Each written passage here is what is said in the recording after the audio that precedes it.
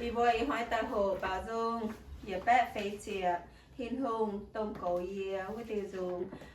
Bùa chà chà là sự chẳng trưng thiên hùng cổ bùa ọ. Ok.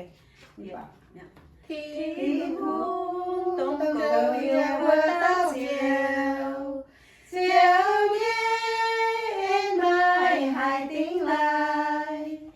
Yeah mai ca nắng chiếm chú hai nhung Quay dù chiều ôi cầu lông yeah Chiều chiều ôi tỏi yeah mình quay yeah Yeah mai yeah nhầm hai nhé tông Yeah nhé linh quân hàng yếm đồ hên Chiều bên chẳng ăn dịp buồn yeah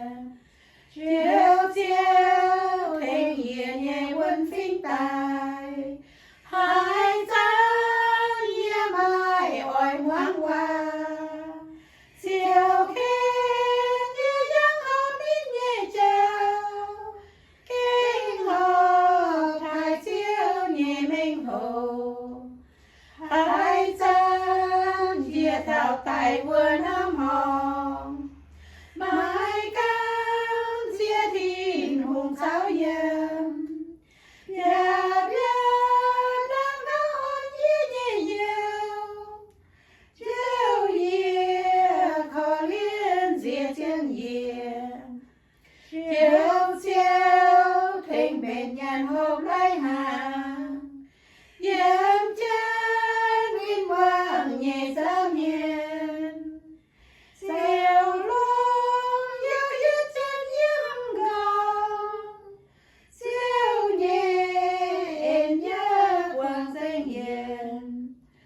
Yết lưu dâu lồng hàm yên nhẹ nhèo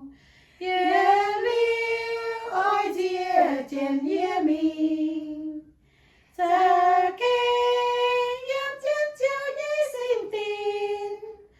Thao chiều thì hương yeah lưu yếm Hãy cùng nhau nó gột like, gột share, ok? Thank you, bye bye.